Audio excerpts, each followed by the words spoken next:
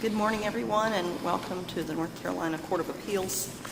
I'm Judge Lucy Inman, and to my right is Judge Hunter Murphy, and to my left is Judge Jefferson Griffin. We have one case set for oral argument today, and that's Court of Appeals docket number 21-583, Wright Construction Services, Inc. versus Liberty Mutual Insurance Company and Shoemaker Luke Kendrick. And are counsel ready to proceed? Yes, Your Honor. Do you wish to reserve time for rebuttal? 5 minutes, please. We will make sure that the light will turn yellow when you're getting close to, when you're going into your rebuttal time.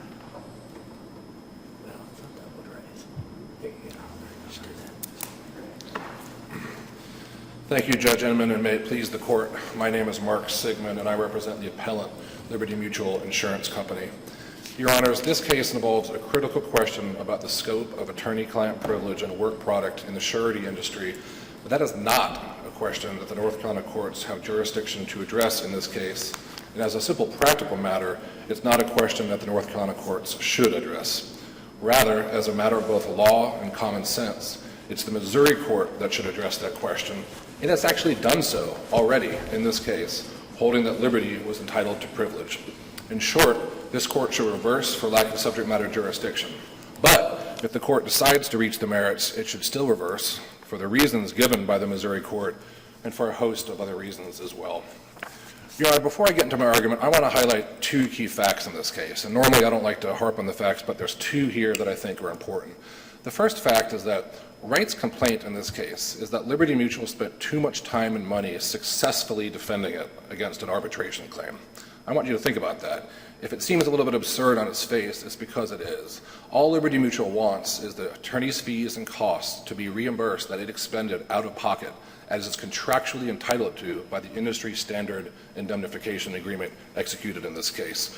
The second fact is that what Wright's position here would be a radical departure from what happens every day in the surety industry.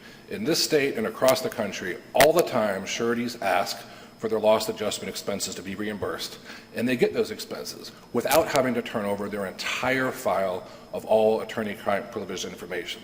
If this court were to affirm this decision, it would radically upend the surety industry in North Carolina and make North Carolina an absolute outlier. I know of no case in this state or anywhere in the country that sanctions what their position is as far as what a surety needs to offer in order to get reimbursed. Not only that, the position they take extends out even beyond the surety industry, because what their position is that a party can't get their fees and costs in any situation. Take Chapter 75, wage and hour, any situation where there's a fee shifting provision. According to Wright, you can't get those fees unless you turn over the entirety of your file, not just the timesheets, which we've turned over. And in fact, there's cases out there showing that you're actually usually allowed to redact your timesheets even to cover up attorney-client privilege information. Liberty Mutual in this case has turned over its entire timesheets, entirely unredacted. That is the absolute most that someone's entitled to get when they're looking for attorney's fees. And so I just want to highlight the importance of the ruling in this case. And I'll note as well that we raised all those issues in our opening brief, and Wright had no response to that. I urge you to read their brief closely. They don't contest. There's a lot of stuff they actually don't contest, and as I go through the argument, I will point that out. But I just want to note that they don't contest the fact that what they're seeking here is a radical departure from the law in both the surety industry and more generally. Your Honor, moving on to the most important issue of subject matter jurisdiction, there is no jurisdiction here under the plain text of 1F-6, which states that where there is a dispute between the parties to the underlying out-of-state action, the party opposing discovery shall apply for appropriate relief in the court in which the action is pending. I'll note here that Wright has no response to that in their brief. They don't argue that we interpreted the text wrong. If there was any lack of clarity about the text, and there's not, example 1 to the statute is directly on point. We highlighted that in our brief, and I'll note as well that Wright does not contest that.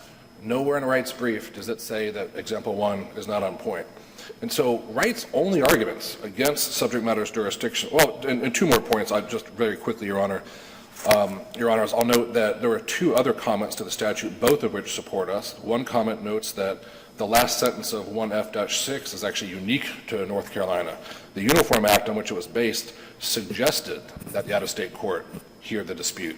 The North Carolina statute requires that. That's an additional change to the North Carolina statute. And the comments to the North Carolina statute also note that in the Uniform Act, it says that the out-of-state court should decide it only if exclusively the parties are affected. North Carolina statute got rid of that, so it doesn't have to be only affecting the out-of-state parties. So if the plain text supports us and the example supports us, then what are Wright's arguments? They only have 3, and none of which make... Let me stop you right there real quick, and I want to talk about this example number 1 to 1F6. The way I read the statute in example 1 is that although the dispute between the parties would go back to the home state, the dispute between the third party and the party seeking discovery would remain in North Carolina, right? So here, for example 1, the wife's objection is still going to be ruled upon by the North Carolina courts, is it not? In a case where the North Carolina party was a true independent third party, and there was a different, there was the third party here, and then there was the party to the underlying lawsuit somewhere else, then yes, I would agree. But I don't think that's my position. Is that's not the situation here. But isn't that kind of situation the situation that created the need to come to North Carolina in the first place? Wasn't in Missouri they wanted to get this stuff, and the law firm said, no, we're not going to do it without a subpoena? So it wasn't necessarily within control of Liberty, even though it was within their attorney's control? Your Honor, it is true that Shoemaker, Lupe, Contr, the North Carolina-based law firm, asked to be subpoenaed in North Carolina. That is true. They did not accept a Missouri subpoena directly from there. I don't think that changes the analysis for jurisdiction or anything else. They were properly subpoenaed here. They were entitled to. They were. And then once Shoemaker, Lupe, Contr raised an objection of attorney-client privilege, not its own objection, literally an objection held by the client, Liberty. So, and Liberty at that point was objecting. At that point, under the statute, it's got to go back to Missouri. I submit that that's a matter of plain text, and I substituted in the parties into the example, and I understand Your Honor's point, and I admit that, take a classic case where there's a medical malpractice action in Kansas, and there's a doctor here who's subpoenaed. You subpoena the doctor here. If that doctor objects, that North Carolina court decides that. That's a North Carolina issue. And if the party in Kansas pops up and they make an objection, that objection has to be in the out-of-state court, but the doctor's objection is in North Carolina. But I don't think that's the situation here, because there's no real difference in this case, frankly, between Shoemaker, Lupe, and Contr and Liberty. As we pointed out in our brief, the attorney-client privilege is held by the client and only the client. And when the lawyer invokes the privilege, the lawyer is not invoking it on his own behalf. He's invoking it on behalf of Liberty. And so this is not a situation where there's a truly independent third party, like there is in the example, of course. Your Honor mentioned the ex-wife. That's a very independent party, right? An ex-wife and an ex-husband. These people are not, the ex-wife objecting is not objecting on her ex's behalf, presumably.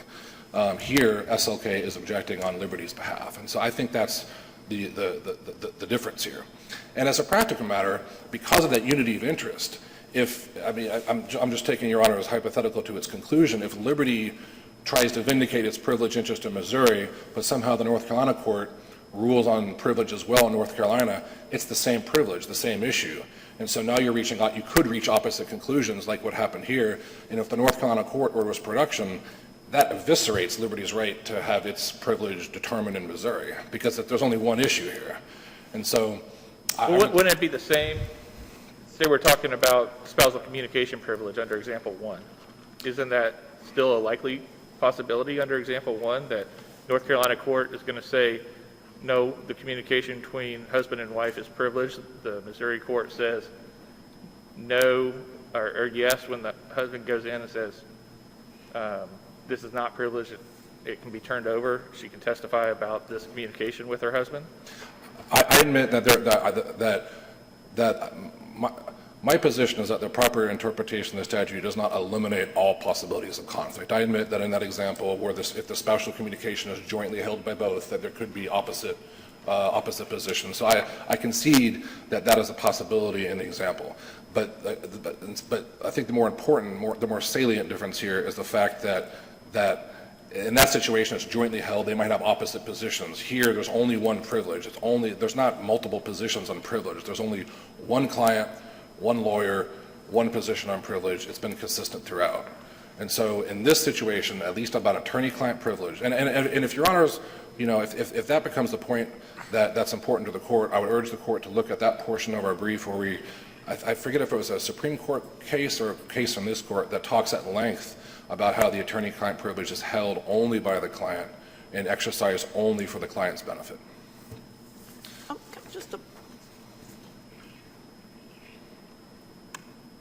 Why did, and forgive me, I'm conflating them because I do see how closely related Shoemaker Loop and Liberty are.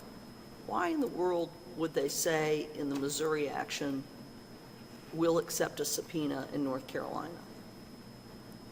Why would they accept? After the court in Missouri had already had denied discovery. If you would contend that the Missouri court has already said this discovery isn't. The Missouri court denied discovery it was actually long after the subpoena had been, they filed for the subpoena in Missouri long before the Missouri court ruled. They served the subpoena in North Carolina. There was a year delay. I see. Okay. I'm not sure why, but even that was served long before. The Missouri court didn't actually issue its substantive ruling on privilege until February 25th of 18 or 17, whatever year it was. That was literally the same day that the North Carolina court issued its order saying, hey, I'm going to take this under advisement and then look at them in camera. So in other words, the stuff happened in North Carolina long before the substantive ruling on privilege in Missouri. Had it been otherwise, of course my client would have said, and to be clear, my client did object in Missouri to the issuance of subpoenas in North Carolina. That's what they said. They said, this is a Missouri issue. The Missouri court is for this. They've already asked for all these documents directly from Liberty.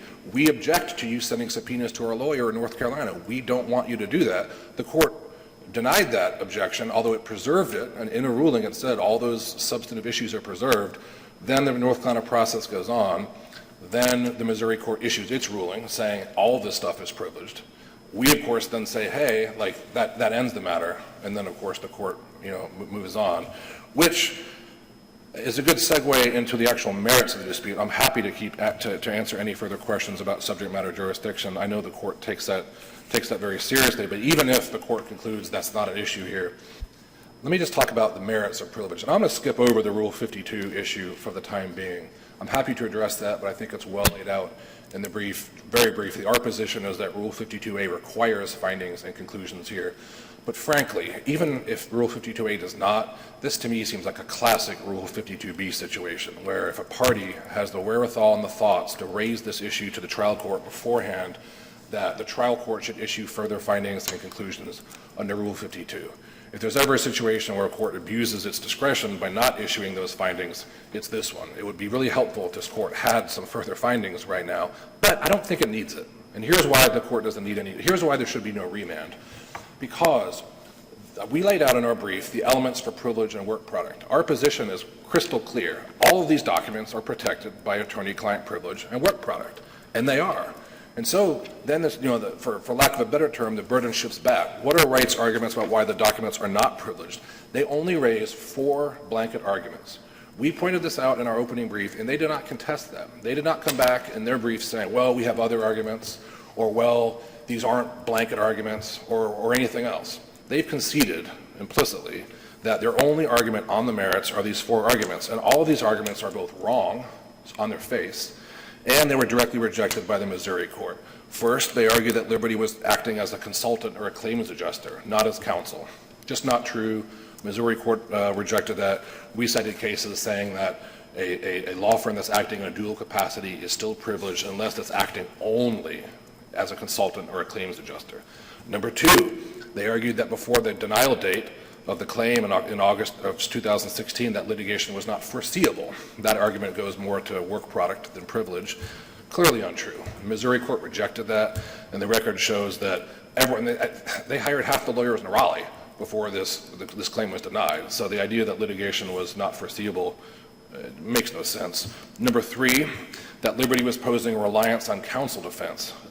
Again, the Missouri court expressly rejected that, and it's simply untrue that my client is invoking a reliance of counsel defense. And number 4, and I think The trial court below, Judge Hoover never explicitly said exactly why he was ruling the way he did, but I think if you read the transcript from the second hearing, it's pretty clear. I think what he rules on is number 4.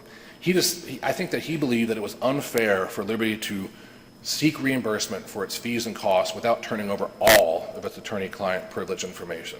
And that's what gets back to the very first thing I mentioned at the beginning of our argument, which is that's just not true. That happens every day. It happens every day outside of the surety context where people have to pay other people's fees. As a plaintiff's lawyer, I've lost cases and had to pay people's fees, and I didn't get to see all of their strategy memos. You know, you get to see at most redacted timesheets. And so I think that the trial court just got confused or misled here down that path, and that was the essence of its ruling. Again, that ruling is directly contradicted by the Missouri ruling and simply makes no sense. And so, And you said that was contradicted by the Missouri ruling rather than rejected by the Missouri court. I don't make any distinction between those, Your Honor. I should, for consistency, the Missouri court rejected them. The actual, I mean, I have the wording of the Missouri, or somewhere I have the wording of the Missouri order. And it's funny because Wright's argument in this brief, they say, well, there's 263 documents here, only 5 documents were presented to Missouri. Of those, only 2 overlapped. And of those 2, what they fail to note is that the Missouri court ordered both of those to be produced, whereas not to be produced, whereas the North Carolina court here ordered them to be produced. This doesn't matter. And we pointed out why that doesn't matter, because Wright's arguments for privilege, against privilege for those 5 documents were the same 4 blanket arguments that it raised here. And we pointed that out, and in their brief, they did not say otherwise. They don't say that there's a 5th argument or a 6th. They don't say that they're not blanket. They don't say anything. And so it is impossible, as a matter of pure logic, for the Missouri court to be right and for this court to be right at the same time. Let me ask you real quick before you pivot to your next point, is this issue with the standard of review. You've quoted one criminal case suggesting the standard of review is the determination of privilege as a question of law, and that we should review de novo. However, many other cases apply abuse of discretion standard. Do you have any other cases other than the State versus Stokke case that would suggest it is a de novo review? I don't. If I did, I would have cited them, Your Honor. And so I acknowledge it's a great question. I don't want to get hung up on the standard of review because I think that, even abuse of discretion has embedded in it that the de novo thing for questions of law, which I think is exactly what's happened here. But, to be frank, I think that the standard of review for privilege is unclear, and maybe you could use clarifying. There is that one case. I think that the case that opposing counsel cited is also directly on point. I'm not sure if there's any other cases, so it could be 1-to-1, or maybe it's 1 versus 3. I'm not really sure what it is. And I know that standards of review are important, but I will concede that I did not spend a ton of time on that because I don't think it matters for purposes of this case. Now, if this was a case where what mattered here was someone going through a list of 80 documents, like this court, for example, going on document by document, making subjective determinations about does this reference strategy. If that were the case, then I think their standard of review may be important. The reason I don't think it's important here is, again, because they have 4 blanket legal de novo arguments. And so. Well, and just to make sure I'm understanding your argument about the blending of them, are you referring to the principle that misapprehension of law is an abuse of discretion? Correct, Your Honor, yes. And so that if a trial court misapprehends the law, it's not the same as the trial court. Often when we think of abuse of discretion, we think of abuse of discretion, like, oh my goodness, that Right. trial court was just, really out there, as opposed to misapprehending the law, which is an issue that has come up before this court in attorney-client cases. Right. Yeah, and that's what I mean. And honestly, there's actually, Your Honor raises a good point. I think there's a Fourth Circuit opinion out there that talks about how when a court makes an error of law as part of abuse of discretion, it kind of sounds worse than it is, right? You're saying the court abuses discretion. That sounds a little too harsh. It just made an error of law. And here I think there was. The error of law was not addressing the 4 arguments that the Missouri court addressed / reaching the wrong result as to those 4 blanket arguments, which I think was an abuse of discretion, but as Your Honor pointed out, that sounds like a more direct criticism of the trial court than I think that it ought to be. Your Honor, the only other issue I have that's also well laid out in the brief, I hope, and I don't want to belabor it, is just simply the internal contradiction in the order itself. There's a little bit of an argument in the briefs about whether that needed to be preserved or something else. I think that's all a red herring. I wanted to be clear that the only reason that we raised the internal contradiction was simply as an obvious and easy way for this court to realize that the trial court erred in its actual determination about privilege, right? We didn't need to file a Rule 52B motion in order to raise those errors. We could have never raised them at all until our brief in this court, right? I mean, the trial court issues an order about privilege. We would file a notice of appeal. Our opening brief says, hey, by the way, did you notice how there was internal contradictions? That's the only reason why I reference that. But I think it's important, and if the court looks, and I know there's a large record, and I never expected this court to go through it all, nor did I expect any of your honors to go through all the documents we submitted in camera. But if you look at just those few pages that we cited in the internal contradiction, I mean, it's really quite striking. I mean, there's handwritten notes from my co-counsel for arbitration. One of them is produced, one's not, and they're literally the exact same thing. And frankly, I just don't know how that can stand, and I think that requires, at the very least, a remand. But I will close with this. If there were a remand, I suppose we could clarify some issues here, but I urge the court not to remand, and I urge the court to reverse, either on subject matter jurisdiction or on the merits. If the court is not convinced by the jurisdictional arguments, I think the court ought to just say that the Missouri court's already decided this and that it's wrong on the merits and that these 4 blanket arguments are not successful. I'm happy to answer any other questions. Otherwise, I will reserve my time. Thank you.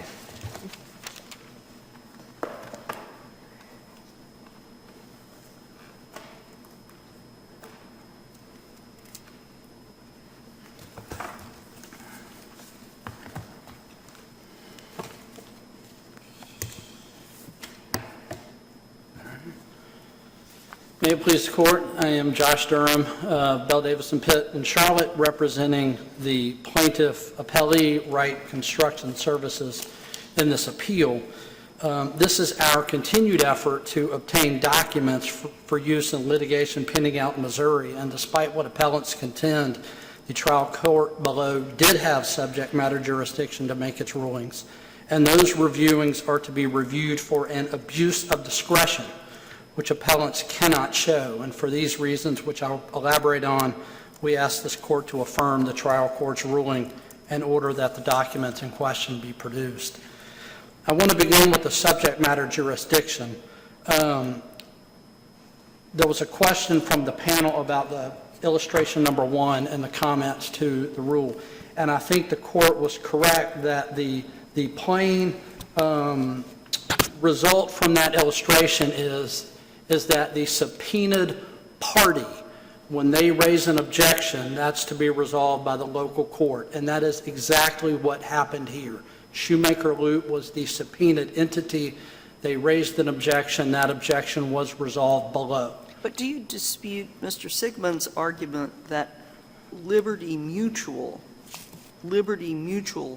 opposed this subpoena?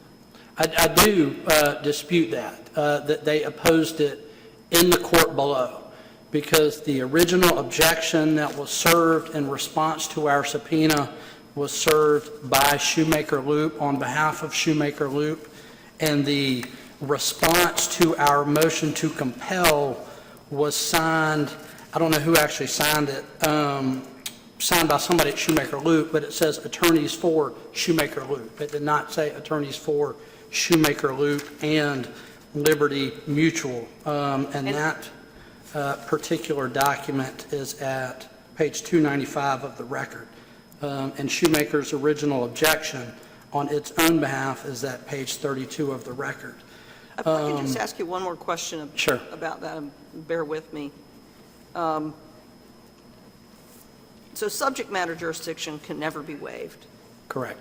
Lots of other things can be waived.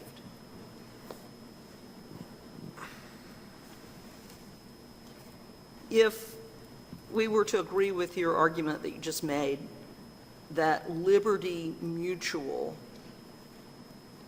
dropped the ball. Liberty Mutual didn't assert to the trial court, hey, I'm a party. 1F6 says this has to be decided in the court in Missouri. You have no jurisdiction.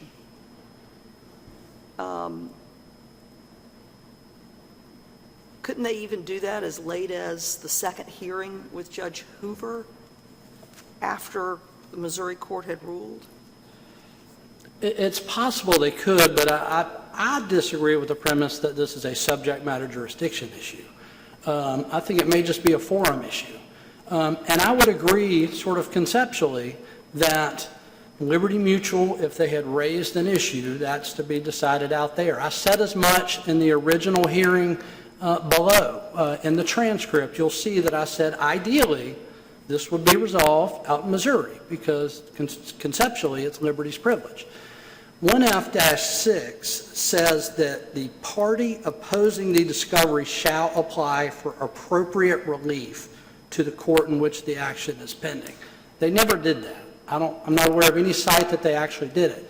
Now, to Your Honor's point, well after orders from the trial court below, Liberty Mutual in the Missouri action on July 21st, 2021, which was a year after our subpoena. It was after 2 orders from the trial court, 2 hearings, a 5-week in-camera review, and a notice of appeal. At that point, Liberty Mutual asked the Missouri court to review the documents in question in camera. It wanted another bite at the apple, and to that, the Missouri court refused to conduct that examination, saying this issue as to whether or not these documents are privileged is pending in North Carolina, and those North Carolina proceedings should conclude and resolve the issue. That order from the Missouri court is at page 704. So even if appellants are right, that there originally was no subject matter jurisdiction, we contend the Missouri court's express ruling deferring to this court on the issues grants this court and the trial court below authority to resolve the issues. Again, we think that was proper to begin with, but we think the Missouri's order, when asked to do what appellants believe they should do, grants. Just to test that a little Sure. bit further, Sure. can a Missouri court, in its order, confer subject matter jurisdiction to the North Carolina court if, as a result of, and again, this is hotly disputed interpretation, if as a result of the interpretation of 1F6, there was no subject matter jurisdiction, even though it's quite inconveniently being brought up very late, can another state's court confer state subject matter jurisdiction?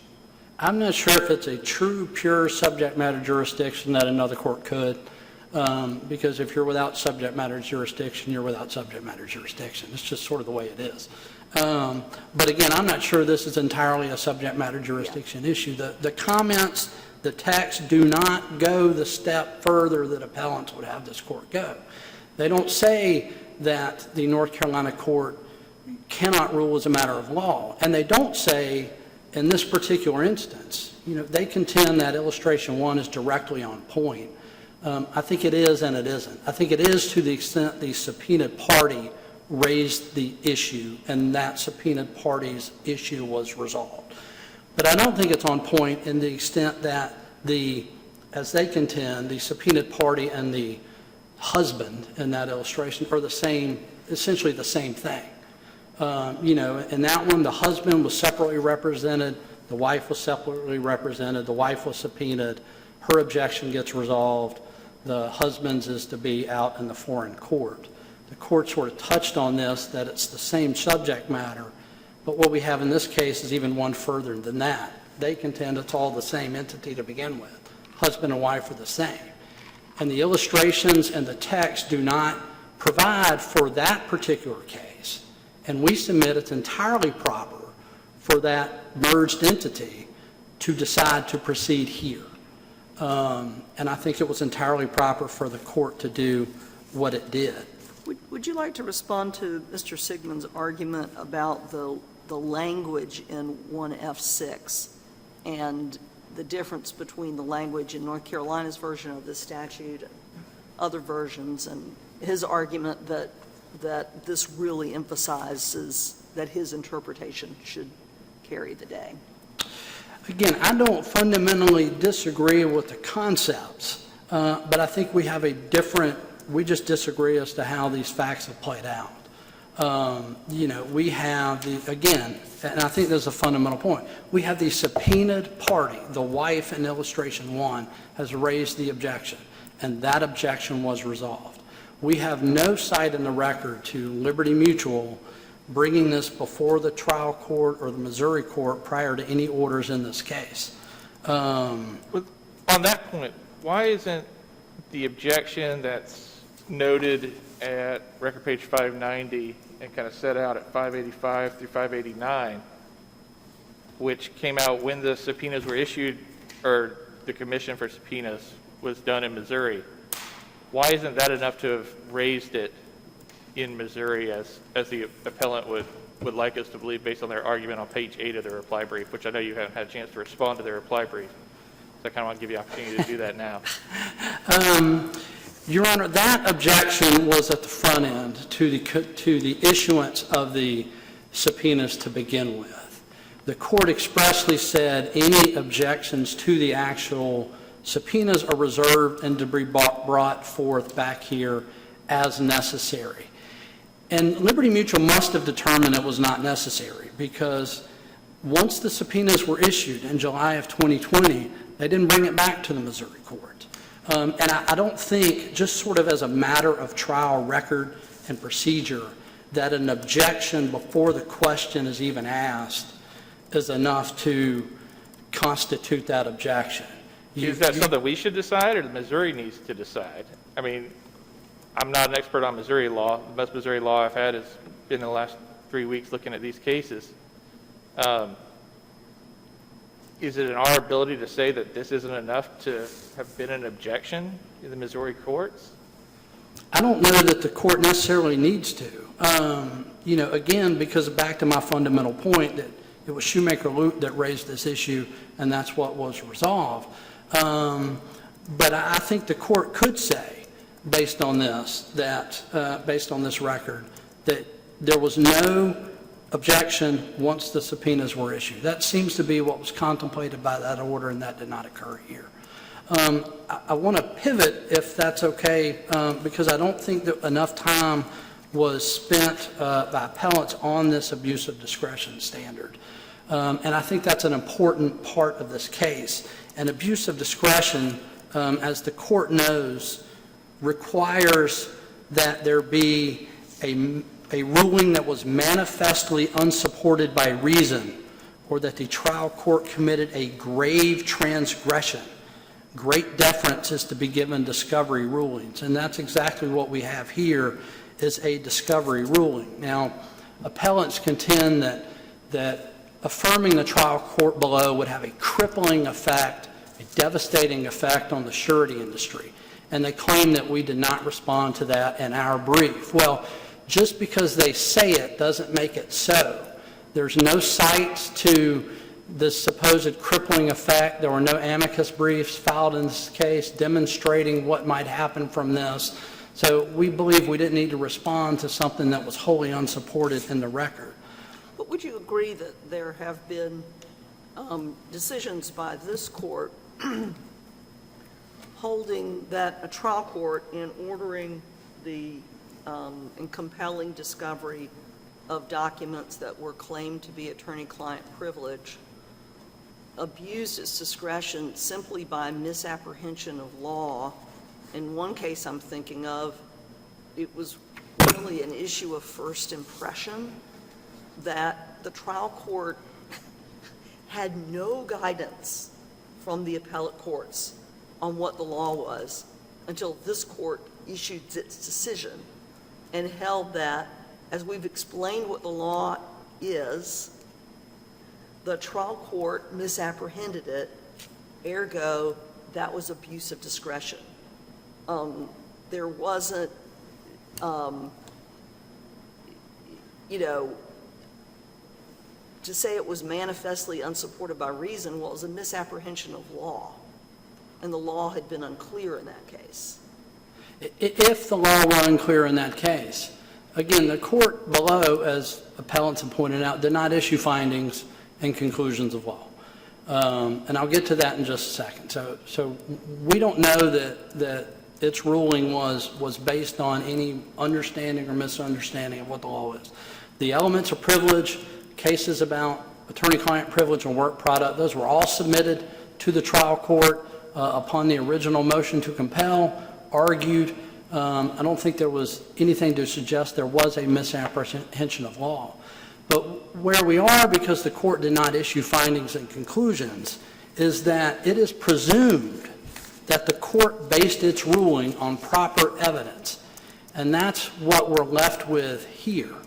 The court was not required to issue findings and conclusions of law. They cite Rule 52 alleging that it was, but Rule 52A1 deals with cases tried without a jury. The proceedings below were not that case. They contend in the briefs that, well, it was a final judgment, and therefore that's what 52A1 applies to. Well, we know full well that there are plenty of times a final judgment can be issued where findings of fact and conclusions of law were not required, such as Rule 12b-6 final judgments, or Rule 56 summary judgments do not require findings of fact and conclusions of law. The plain text of 52A1 says it's for cases tried without a jury. Now, appellants could have proceeded under 52A2, which deals with motions. And findings of fact and conclusions are required for motions. This was our motion to compel, only when requested by the party prior to the ruling. The cases cited in both sides' briefs make that clear, and particularly Evans versus United Services and the Hall case that appellants rely on make clear that findings have to be requested before the ruling, and there's no cite in this record that appellants made such a request. They only did so after the original ruling. In that case, we look at Rule 52B, which leaves it to the court's discretion. It says the court may amend its judgment, but is not required to. And that's reviewed for an abuse of discretion. Well, and we cannot say that the trial court's decision not to enter or amend its order was an abuse of discretion. I think the most helpful case on this abuse of discretion standard actually comes from a case cited by appellants. It's the Evans versus United Services case. And in that case, a plaintiff sued his insurance company for not providing coverage in a personal injury suit. And the plaintiff sought to get a number of documents which the insurance company claimed were protected by the attorney-client privilege and work product doctrine. The trial court conducted in-camera review and ordered that certain documents be produced. The Court of Appeals on appeal reviewed all of the documents in question, but not to see whether it agreed or disagreed with the trial court. In other words, not to see whether fundamentally the trial court got it right or wrong as to each document in some objective sense. They reviewed the documents only for an abuse of discretion and affirmed the trial court saying this: it appearing that the trial court conscientiously examined all documents in question and soundly exercised its discretion in light of case law interpreting our discovery rules, the orders of the trial court must be and hereby are affirmed. We know the trial court conducted a 5-week in-camera review of 263 documents, going through each document one by one and making a conscious decision as to which document should be produced and which document should be withheld from production. There is no indication in the record that that was an abuse of discretion, the manner by which the court undertook that review. Does it matter that, I think Mr. Sigmund pointed out that there are specific documents that the Missouri court ordered weren't subject to discovery that Judge Hoover ordered produced. Does that matter? That's correct, Your Honor. And Judge Hoover contemplated that in his order by saying any contradictions between his original order and the Missouri order governed. And at the follow-up hearing, he said that applies to specific documents. And it turned out there was 1 or 2 documents for which that occurred out of 189. 2 points on that. There was a discovery dispute out in Missouri, but only 21 documents in Missouri predated the August 31st, 2016 sort of cutoff that we drew as to what Wright Construction were seeking. Only 21. There were hundreds here in this case, in the proceedings below. When you whittle down that 21, Liberty Mutual, out in its discovery dispute in Missouri, pointed out there were only 3 documents actually in dispute in that case, and in fact said any attempt by Wright to make it a bigger issue is a tempest in a teapot. That was quote, that was language that Liberty Mutual out there used. So the overwhelming majority of documents in this case that are at issue were not on a privilege log out in Missouri and were not in dispute or reviewed by the Missouri court at all. So Judge Hoover refused to accept this argument from Liberty Mutual that, well, the manifest rationale behind what the court did out there should apply here. Well, we don't know that. That is pure conjecture. It's a hypothetical, because the Missouri court never actually looked at these documents that are at issue. The only court that did was the trial court below, going through each one of them, and Judge Hoover ordered that many of them should be produced. And again, without the findings and conclusions of law being required, it's presumed that he found good and proper reasons to do what he did. If I could just go back to Mr. Sigmund laid out, these 4 arguments that the Missouri court rejected. Just to follow up on what you've said, and I welcome any response you might have to that portion of his argument, but I'm hearing you to say, even if it did in a universe of 21 documents and not in a universe of 263 documents. That's absolutely, is that what you're saying? That's absolutely correct, Your Honor. That's what we're saying. It's impossible to know how it would have ruled. Liberty never took it to them, and it brought it to this court through its attorneys, and the court below looked at that.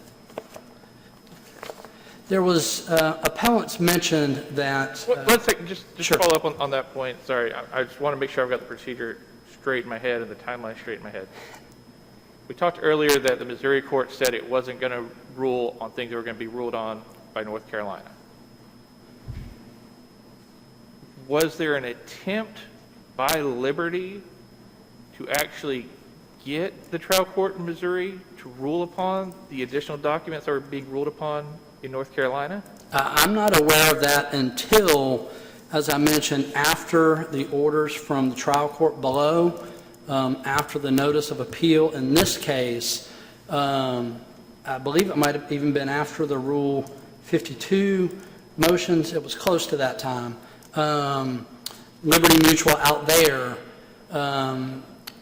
asked, I think it might have been in conjunction with their motion for continuance out in Missouri, tried to submit these very documents to the Missouri court and expressly asked the Missouri court to conduct an in-camera review of these exact same documents, and Missouri refused.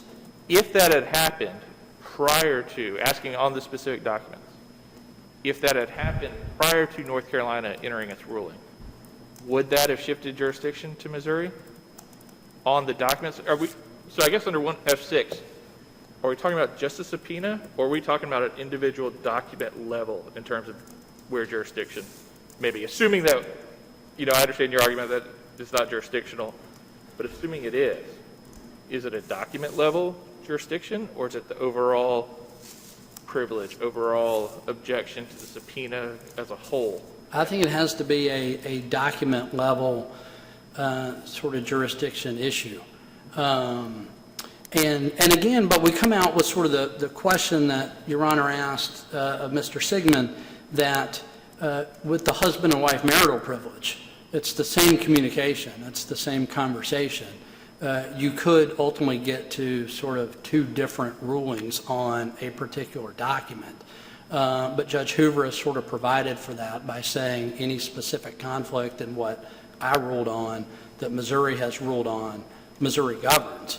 And I think sort of one step further, admissibility of any of these documents will be at issue at trial in Missouri. So, you know, sort of whatever happens on any of these rulings, if Wright Construction were trying to admit one of these documents, that'd be wholly for the Missouri court to decide.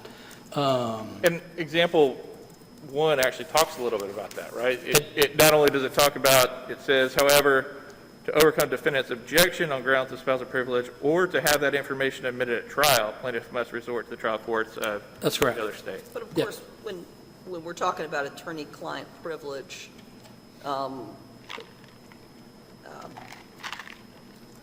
would you agree that attorney-client privilege is one of the most fundamental privileges that courts have recognized, and that the privilege is protecting a party from far more than admissibility of documents at trial, right? It's even having them seen by anyone other than the client and the attorney.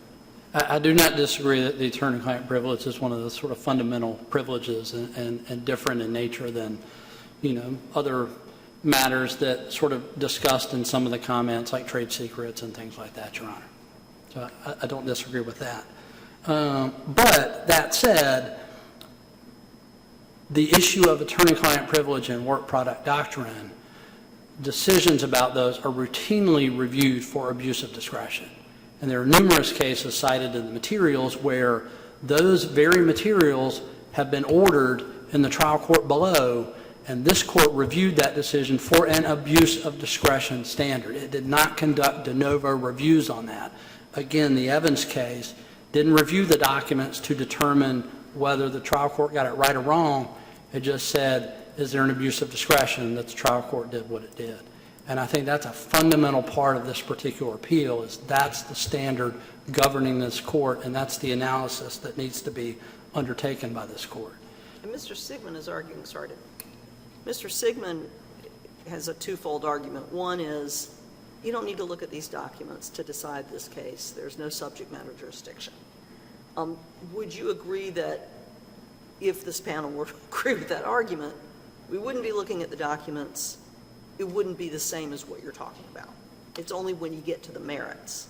That's correct. Okay. That's correct, Your Honor. Although I would say that the merits is more sort of third and fourth down the road, actually looking at documents to determine. Okay. Yeah, but I would agree. If this court says there's no subject matter jurisdiction, that ends the analysis. I agree with that, Your Honor. Just know that we fundamentally dispute that particular allegation. Thank you, Your Honor. Mr. Appellant also said that affirming the trial court's rulings would be a drastic sort of departure from a number of cost-shifting statutes, and that in a number of cost-shifting cases, one side produces its legal bills, and that's enough for the court to determine that the other side is responsible for cost, including legal fees.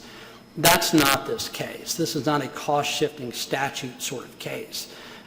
This is a case in which Liberty Mutual, in response to questions about why it acted in good faith, which entitles it to recovery of fees pursuant to a pursuant to a contract, Liberty Mutual responded with essentially a reliance of counsel argument. There are numerous spots in the record that we cite where, including Mr. Sawyer, who I believe is here for Liberty Mutual, was asked, why did Liberty Mutual do what it did? Why did it make the decisions it did, which Wright challenges? And Mr. Sawyer said, well, we relied on advice of our counsel. We were guided by what our counsel said.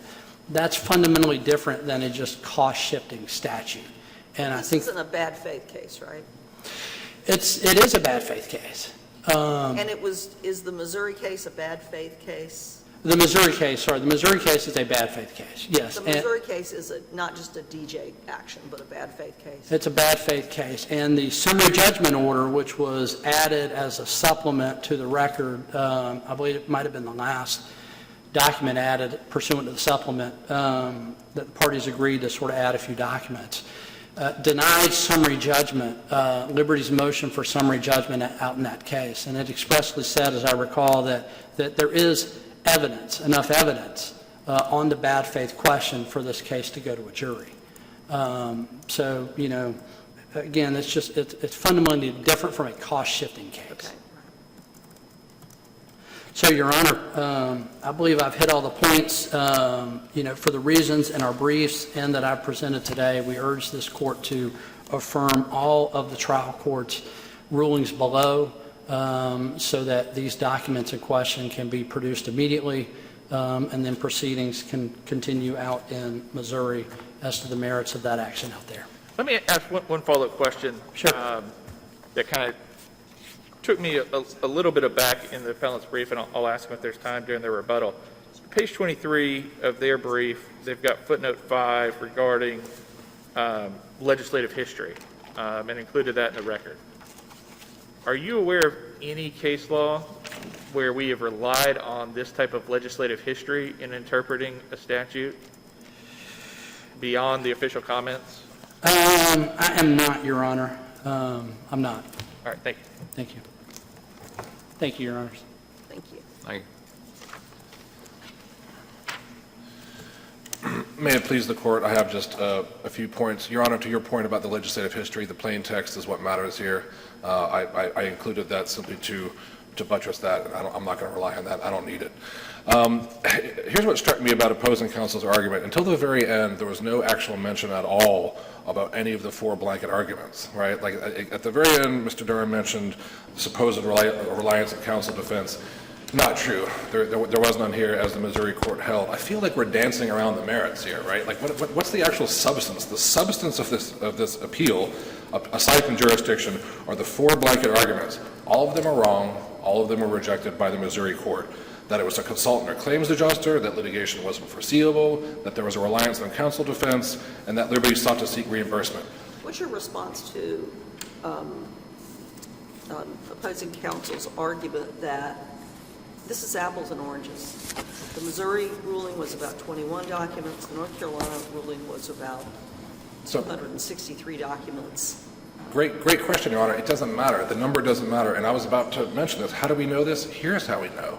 The Missouri motion to compel was filed on December 7th, 2020. The motion to compel here was filed the next day. I put both those briefs in the record. I tried to over opposing counsel's objection. They're on the motion. Now, why did I put those in there? Because I urged the court to look at those briefs. They're cut and paste. Those lawyers out there, when they filed a motion to compel in Missouri, wrote a brief, highlighted it, Control-C'd it, and Control-V'd it over there to paste it. It's the same arguments. So how do we know what the Missouri court held? Because they made the exact same arguments in these 2 courts, and the Missouri court rejected all of them and held that, yes, a smaller number of documents, but that they all had to be produced. And what do you make of Mr. Durham's argument that a bad faith claim, a bad faith case is just not the same as another cost-shifting case? Well, Your Honor... And so that the parade of horribles that you've talked about really wouldn't happen. Well, first of all, I would simply mention that the Missouri court disagreed with that in its ruling protecting all the documents at issue. Second, I don't think the rule in a bad faith case is that attorney-client privilege is eviscerated. Reliance of counsel eviscerates attorney-client privilege. That's a choice that the party makes that Liberty Mutual did not make here. But just because there's a bad faith case, I don't believe the law is that you lose privilege just because it's bad faith. It's reliance of counsel that matters. And frankly, if you look at Wright's 4 arguments in their brief, one of their arguments was not, well, this is bad faith, therefore there's no privilege. They didn't make that argument because that's not the law. Their argument was Liberty Mutual has relied on counsel as a defense here, and it simply did not. Mr. Durham cited the testimony from Mr. Hansen. I urge the court to read that if it wants. It's in the record. I'll also note that, the fact that 2 of my client's lawyers voluntarily were deposed here at length, I mean, that's pretty telling. They turned over all of their unredacted timesheets and sat for depositions and asked really invasive questions about this. I mean, Liberty Mutual was not trying to hide anything here. They were not trying to act unfairly. I mean, it frightens me to think that someone's going to depose me one day for the advice I give to my attorney. Well, as a practical matter, I mean, could it be sort of no good turn goes unpunished? Yeah. If you had to do it all over again? Yeah, If certainly. you had to do it all over again? Well, Yeah, and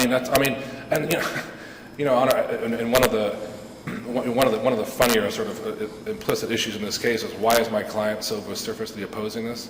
I'll tell you why. There are no big secrets in these documents. I mean, there's nothing that's really crucial. 2 reasons. One, the principle of it, and because this principle matters. My client, Liberty Mutual, is the largest surety in the country. They don't want to be turning over all their attorney-client privilege documents.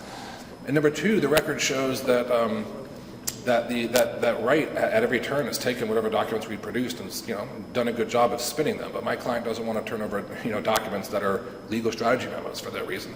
Only other couple points. Opposing counsel mentioned that Liberty Mutual did not apply for relief in Missouri. Again, we opposed the issuance of the subpoenas.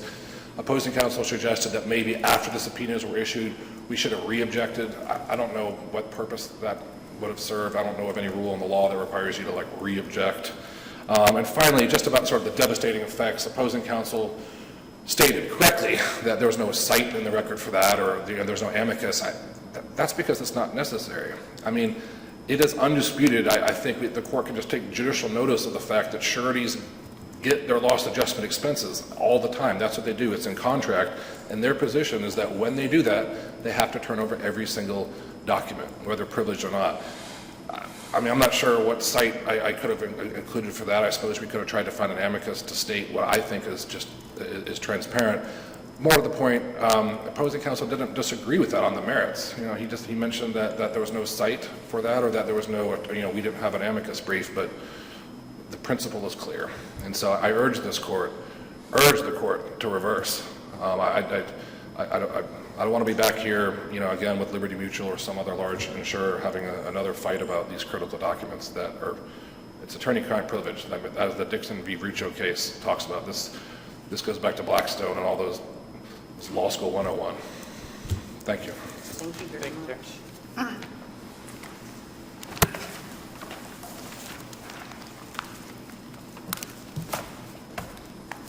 Thank you, counsel, for your excellent arguments, and the case is submitted and will be adjourned.